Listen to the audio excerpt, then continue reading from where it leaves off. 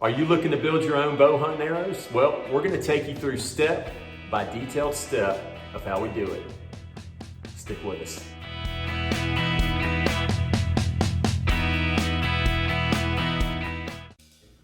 What's up everybody? Giles Canner here from N1 Outdoors, hunting, fishing, and the outdoors all in one. We're glad you joined us today. So, you're looking to learn how to build your own bow hunting arrows. Well, we're going to take you through the process of how we do that. Now, there may be many of you that have been doing this for years, some of you who may not have ever done this. We hope there's something in this video for all of you. But we're gonna start with a bear shaft, just like this, an uncut bear shaft, and we're gonna take you through the process of cutting that shaft. We're gonna wrap it, we're going to install inserts into that shaft, we're gonna bear shaft tune it, we're gonna fletch it all the way to the finished product, and we're gonna take you through every painstaking detail of how we do it. So one thing you need to prepare for if you're gonna do this process is you need to be prepared to spend some time. It's not a quick process. If you're looking for a quick fix, it might be best to just take those to your local bow shop. There's nothing wrong with that. We've got some great bow shops and we use them frequently. But if you're wanting to learn how to do this process yourself, just because you're curious or you're kind of a do-it-yourself kind of person, hopefully this process is gonna help you. And so what we try to do is there's so many things that can go wrong when you release that arrow with your form, with hand torque and those kinds of things. What we wanna do is we wanna take the arrow out of the equation. We wanna know that that arrow is built well. It's had a lot of detail and time put into making sure that it's the best it can be in flight. So that all those extra things, those are things that I need to worry about or that you need to worry about with your form. But we know that the arrow, that there's nothing wrong with that. So there's some things that you can do that are very detailed that can help you get to that goal of as close to a perfect arrow flight as possible. Let's get started. Okay, so before we even think about turning on the saw to cut these arrow shafts, what we want to do is we spin these arrow shafts on a spinner like this. This is just a spinner from Pine Ridge. It's like $20 or $25. I even took the dowels out that came with it and replaced it with some arrow shafts that I cut down just to make it longer. It was a little bit short for my taste. And so what we do is we're gonna put these shafts on here and we're gonna spin them. And the purpose here is for us to be able to identify if there's any wobble on either end. And most likely there will be a little bit of wobble on one end or the other. And we wanna make sure we cut on that end. So if there's any wobble at all, we wanna cut on that end and then we'll mark it. And that way when we turn the saw on, we'll know which end of the arrow shaft we're gonna cut. These are serious Vulcan shafts. You might be wondering because they don't have any markings on them, and that's because I took some acetone and rubbed the cresting off of it. And that's just for me because I don't know which end of the arrow I'm gonna cut on. It's possible that the crest may be in a strange position if I end up having to cut from the opposite end of the shaft. And so just to prevent arrows looking funny, I just wipe the cresting off. Some of you may not care about that, and that's fine. That's just me. That's just detail, a little detail that I like to do. So we're gonna take this shaft and we're gonna spin it. The slightest little bit of wobble on that end. I'm gonna flip it over. I'm gonna spin the other side.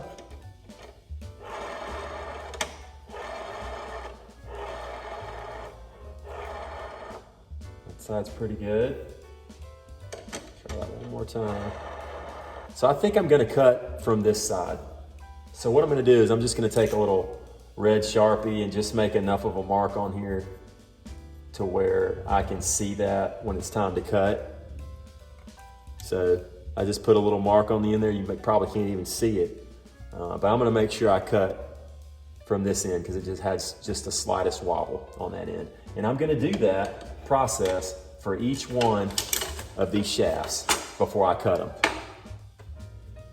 Now, before we get to cutting these bear shafts, what we wanted to let you know is we already had an arrow that was the right length.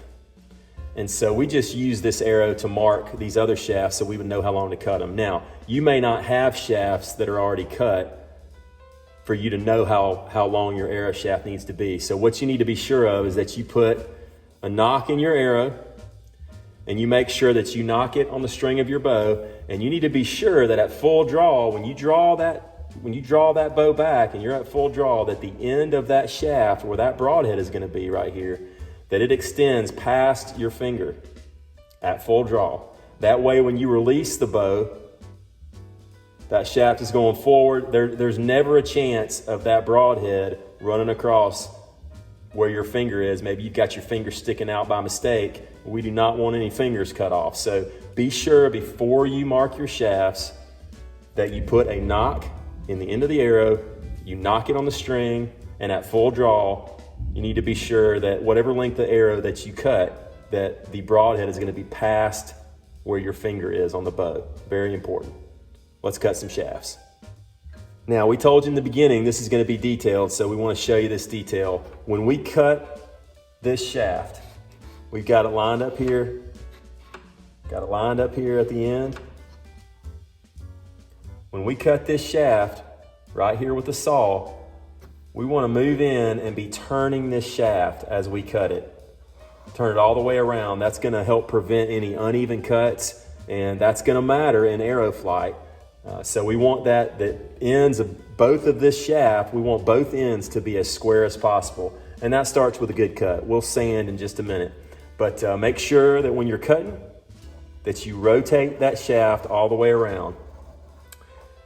And this arrow saw is just a basic arrow saw. We'll leave a link to it in the comments. There's nothing super special about it. It's just a very basic arrow saw that you can get fairly inexpensively if you want to set one up in your own shop and cut your own shafts.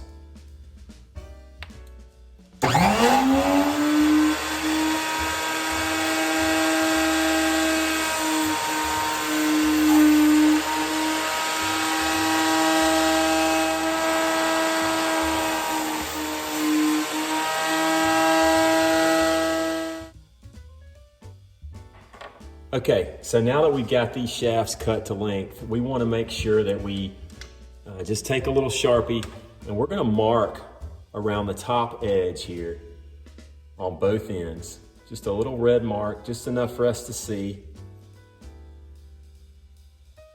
And we're doing that because in just a minute, we're going to sand and square the ends of these shafts.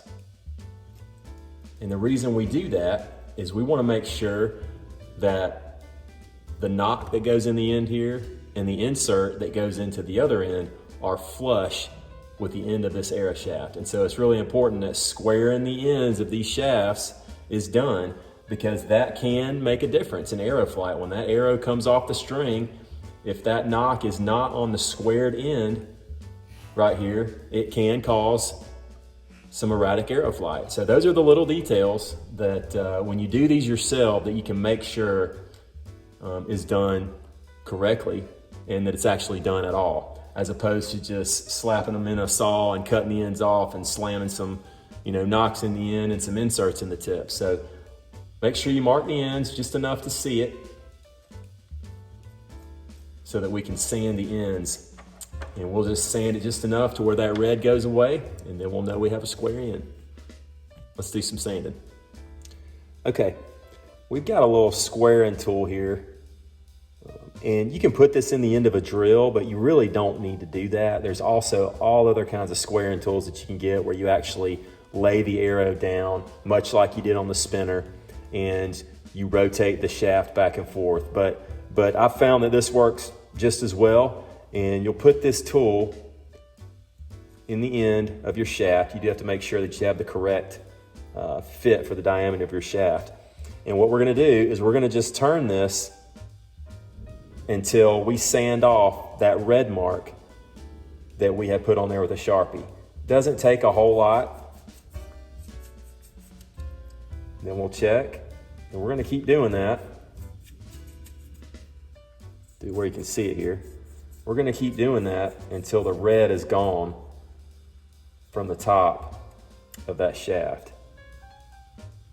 And it looks like it is. So the end of that shaft would be ready to insert a knock or an insert to attach your broadhead or field point.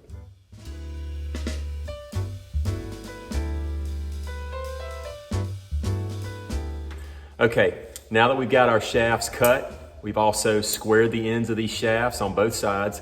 We're gonna now take a Q-tip and we're gonna use some acetone. You can get this at the store or off Amazon or somewhere like that. And we're gonna put some acetone on our Q-tip, and we're actually gonna clean around the top edges of these shafts as well as down inside the shaft. And the reason we're gonna do that is because when we put these inserts in to attach the broadheads or fill points here eventually, and we use the melt to adhere those inserts into the shafts, we don't want there to be any dust or debris left over from when we sanded and squared the ends to where it would prevent a proper adhesion of those inserts. So let's get started.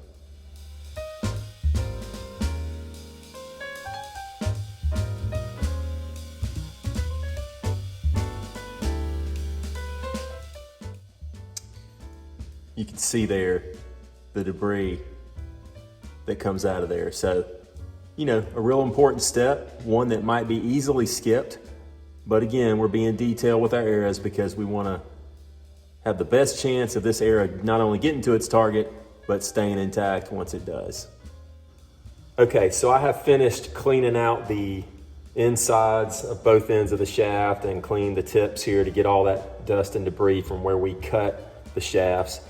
And now I'm gonna go ahead and put the nocks in. And so before I do that, what I'm gonna do is I'm gonna take the shaft again, just to be sure, and I'm gonna spin it. If there is an end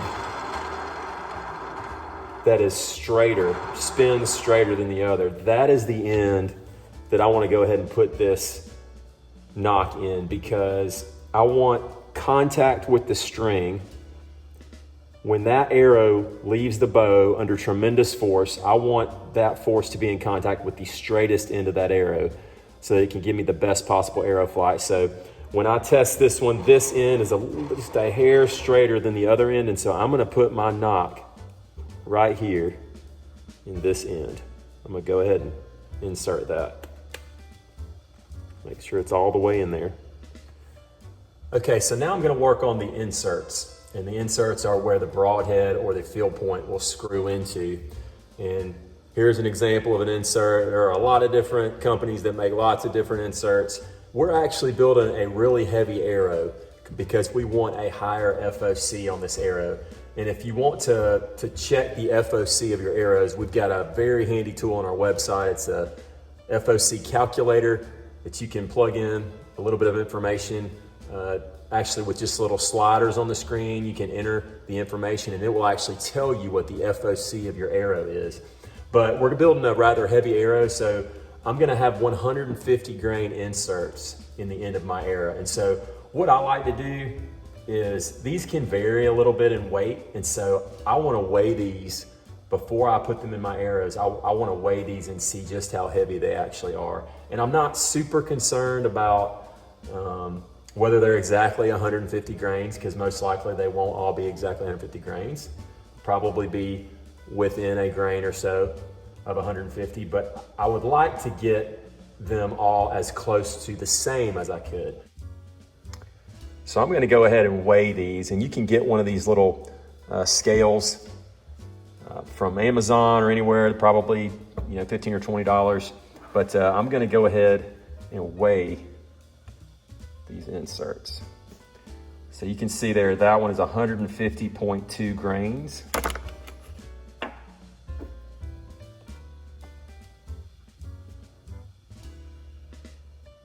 Okay, that one's a little different. That's 149.6, so a little discrepancy there. We'll set that one over here. 150.4. Okay, that's close. So anyway, I'm gonna go through this process with each insert, and I'm gonna try to get 6 inserts, because I'm building 6 arrows right here. I'm gonna try to get 6 inserts that all weigh roughly the same before we go to the next step. Okay, so for this step where we are gonna be putting in the inserts into the end of this arrow, I'm gonna show you what we're gonna be using. So the first thing we've got here is we've got some boning cool melt, or cool flex as they call it, but this is what I like to use for inserts. A lot of people like to super glue those in, but I like the cool melt. It's a little easier to work with for me, and so that's what I'll be using. Got my insert, which we've already talked about. I've got a can of butane fuel here. I just use this as a heat source for melting that cool melt on the insert. We'll show you that in just a minute. And then a cup of water. And we're gonna need this so that we can cool the tip of the arrow down once we get that insert in. So those are the things I'm gonna use in this part of the process, and let's get started.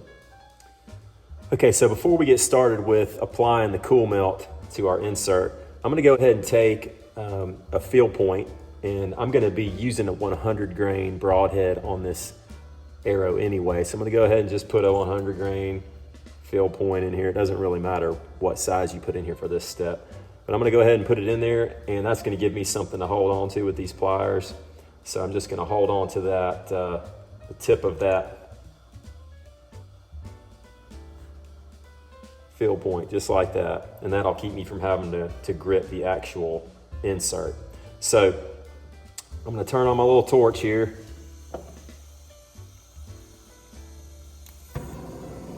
Get a heat source, and I'm gonna heat up this insert in the flame. I am not gonna try to heat up the cool melt. I'm just gonna heat up this insert.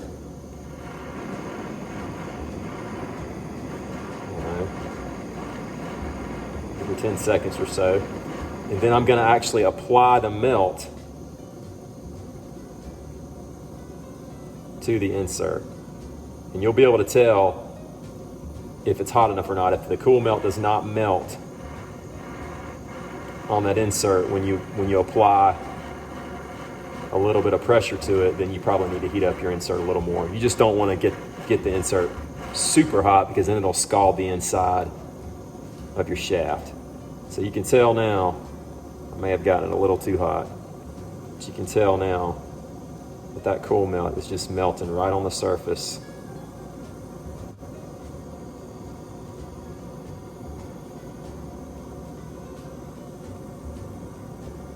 So when we insert this into the end of the arrow, if you hear a sizzle inside of your arrow, then you got that insert too hot. And what we don't want to do is damage the shaft. I'm going to give this a minute before I insert it into the shaft. So we're ready to insert this into the shaft. And what I'm going to do, so that I get good coverage all the way around inside the shaft, because I want there to be adhesion on all parts of the insert, I'm going to twist the shaft like this as I slide it up all the way to the top. Now, once I'm at the top, I'm just going to take this and I'm going to dip it in my cup for a few seconds and let the end of that cool down. Okay, about 10 seconds or so. I'm going to take the arrow out of the water, out of the cup of water, and now you're going to see there's some glue or some cool melt that's gathered around the edges. That's totally fine. And what we're going to do now is we're just going to peel it off. So I just like to peel it off. Take a little bit of effort, and I like to make sure we get all of it off. Remember, I told you in the beginning of this video, this is going to take some time and some effort, but it's worth it to get an arrow that you feel great about when you release the string, that it's going to fly straight. Now, after you've glued in your insert, you can take that insert, if you've used the cool melt, and spin that shaft again, just to check and see that you have really, really tight and straight rotation. So I've got just a little bit of wobble on that.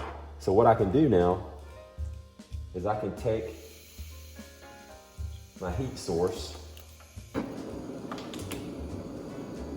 I can heat that up just a little bit. Do not heat it really long. You only need it warm enough for that cool melt to give a little bit inside the shaft. So everything is better fried except for carbon arrow shafts. We do not want to cook the inside of our shafts. So we'll get it just warm enough to where that cool melt will give a little bit inside so that we can turn this insert.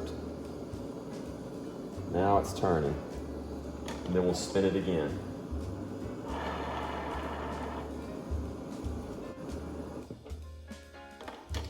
And we'll spin this shaft until it spins true.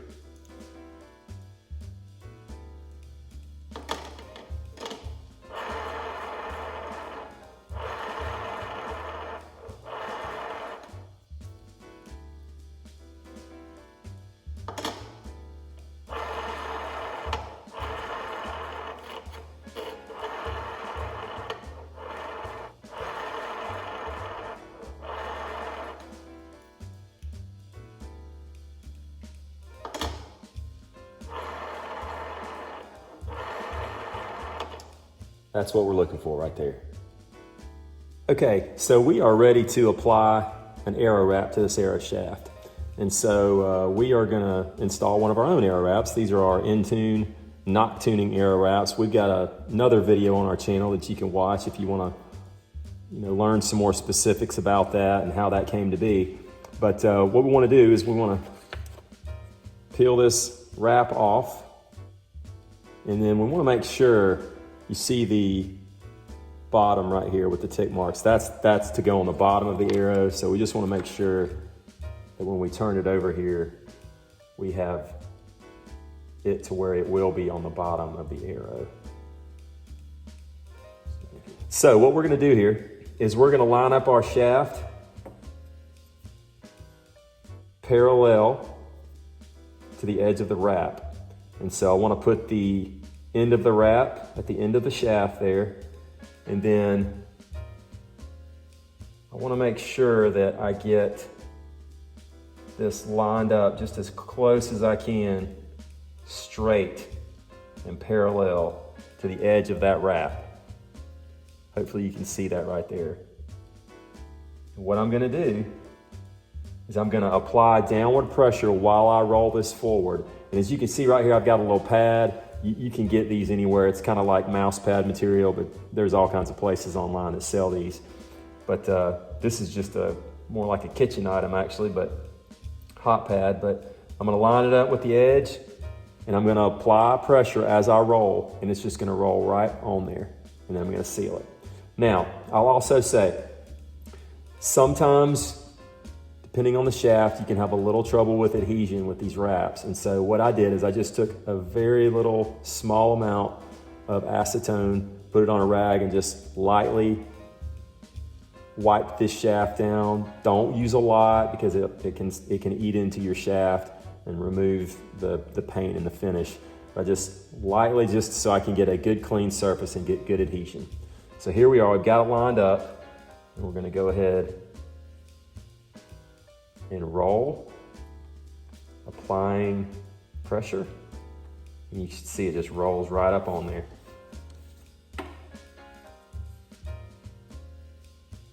And now, the shaft is ready. Okay, so we're getting ready to bare shaft tune this arrow that we just built. We have not fletched it yet, but I'm gonna show you what I'm gonna be doing. So you can see I'm a freezer, little chest freezer here, and I've got a speed bag, a very heavy bag, because I don't want it to go through the bag and into the wall, which that would just basically ruin my arrow. But we're not gonna get through the bag. It's really tough. But then I've got a little paper set up so I can shoot through paper. And the goal here is to shoot this shaft through paper and to keep turning the knock methodically until that shaft shoots as close to a bullet hole through paper as we can get. Now, the reason this happens is that the spine of the arrow, which is the stiffest part of the arrow, we're trying to find that. We don't have a spine tester, which could get us really close to knowing where the spine is. So what we're gonna do is, by twisting the knock, we're eventually gonna find where the stiffest part of that arrow is. And what we wanna do is we wanna shoot that arrow with the spine in the vertical position pointing up. And so this is gonna allow us to do that, because usually when the spine is pointing up, that is gonna give you the straightest arrow flight, and that is gonna reflect in the paper here. So we're gonna get about 7 paces or 7 yards or so and shoot through this paper. It's also important if you do this or if you make one of these at home that you make sure that the distance between your paper setup and your target, make sure that it's long enough to clear the arrow, because what will happen is if you get this too close to the target, your arrow is going to come through the paper, and before it's completely cleared through the back side of this paper, it's going to hit your target, and that's going to give you some false data. You're going to have probably some big tears here because it's going to not be able to clear the paper before going into the bag. So make sure you got enough room for that arrow to clear. So right here, we've got just enough. We'll probably move that paper setup a little further out so that we can be sure we clear it. Okay, so before we actually knock tune this arrow, let me show you, kind of give you a close-up of what we're gonna do. You can see the little numbers here. Get in focus here. You can see these little numbers. What I'm gonna do is I'm gonna line, you see the center of that hole on the knock? I'm gonna line that up with the number 1, and I'm gonna work my way around. I'm gonna shoot with the number 1, then with the number 2, then line up with the number 3, 4, and so on. I'm gonna do all 8 positions on here on this in-tune arrow wrap. And what I'm gonna do is I'm gonna see which number gives me the closest to a bullet hole through paper. And when I figure out what number that is most likely gonna be where the stiffest part of the spine is pointing up. And then I'm gonna mark whatever number that is with a Sharpie.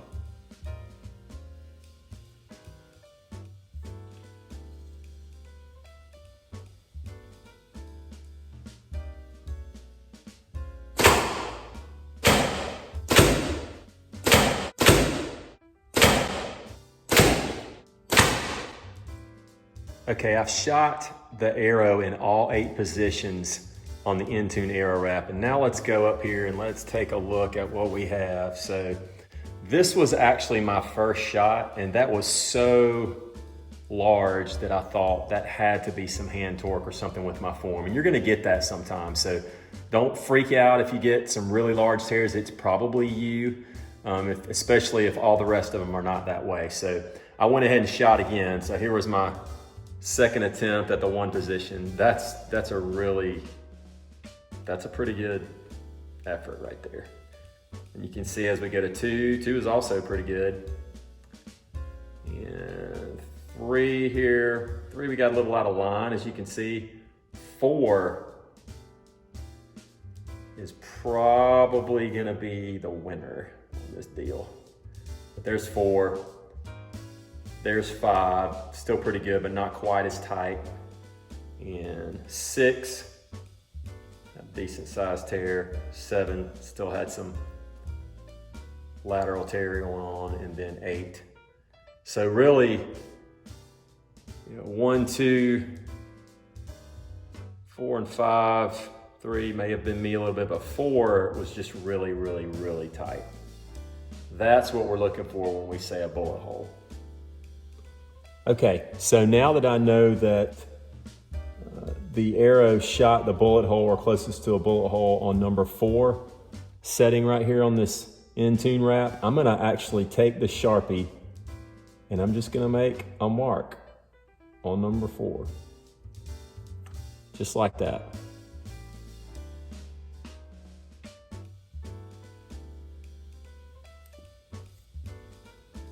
Now, that's gonna be important as we go to the next step where we fletch the arrow. Okay, so we've got the tick mark that we made, and we're gonna shoot it with the tick mark pointing up. And that's also the way that we're gonna shoot it when we're done fletching it as well. But we're gonna start with the mark pointing up, 12 o'clock. We're gonna shoot it in the target and see which way it has rotated. It won't rotate much, but we're gonna see which way it rotates, and that's gonna tell us which direction of helical to put on our arrow.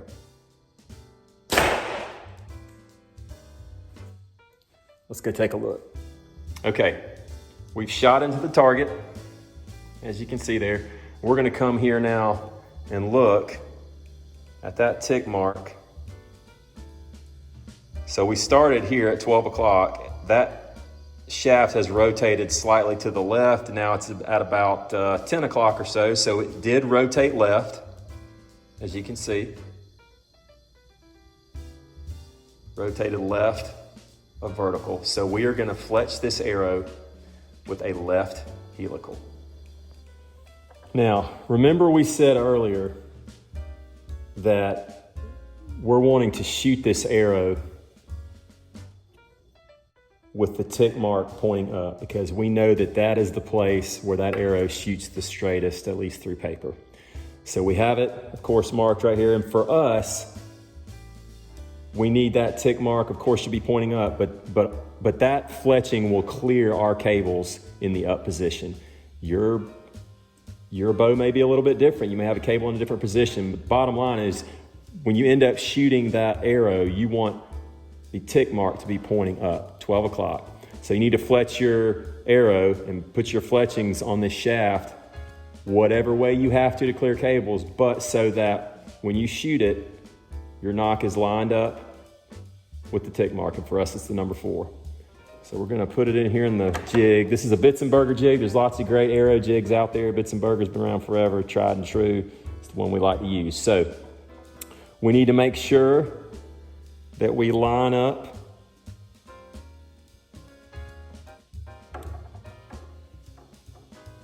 this tick mark and fletch. We're gonna put our fletching right along that mark. So we're lining it up here. And that's gonna be pretty close right there. We're gonna fletch our first fletching right here along that line. Now you may wanna fletch your arrow with a different color fletching to go along that tick mark. So for me, I need the fletching to be right in line with the tick mark. But the bottom line is you need to be shooting this shaft or shooting this arrow with the tick mark pointing up. Your fletching may end up being over here, over here. For us, the fletching needs to be right along the line so that it can clear cables and rest. Okay, so I had an issue with my camera and I actually did not get the first 2 fletchings with some good video. So here was my first fletch, which was on the number 4 position, which I said will be in the 12 o'clock position when I knock the arrow.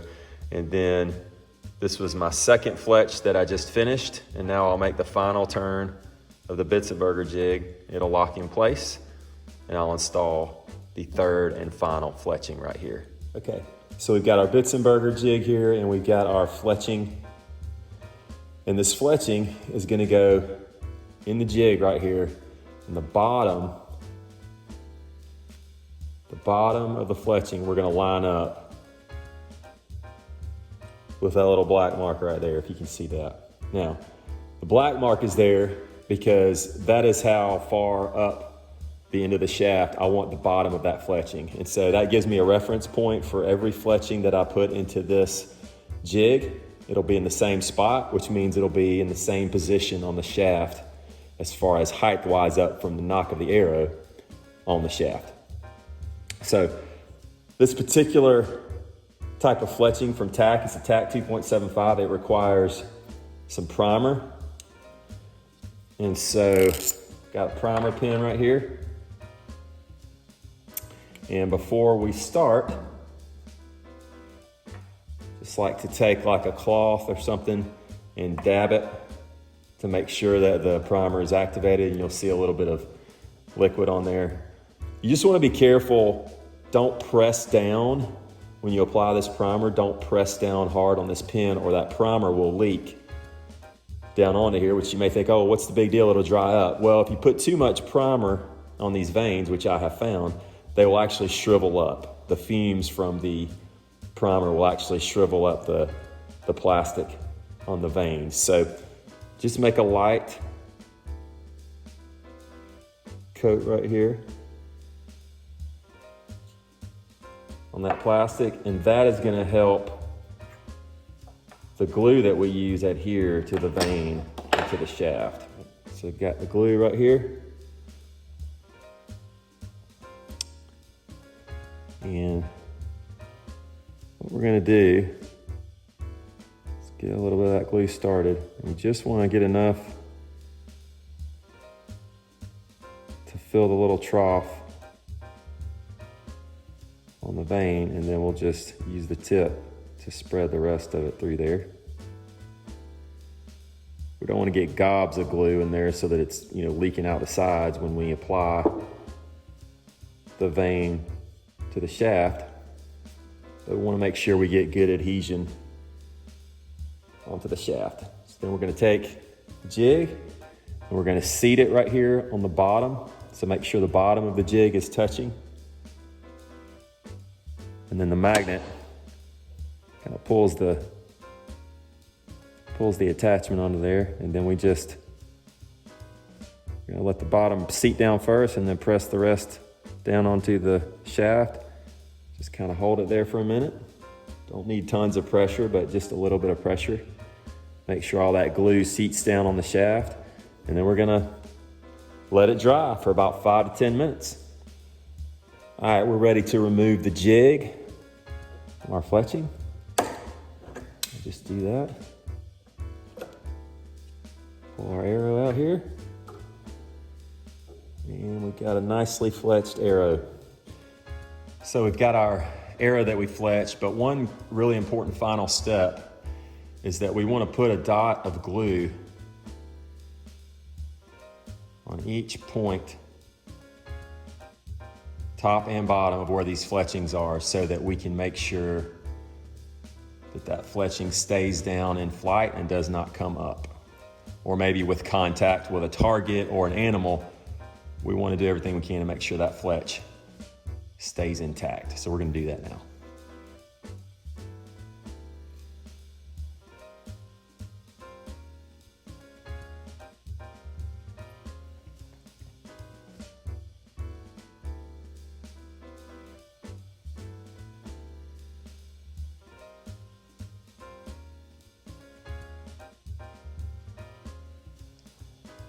Okay, now we have our arrow fletched.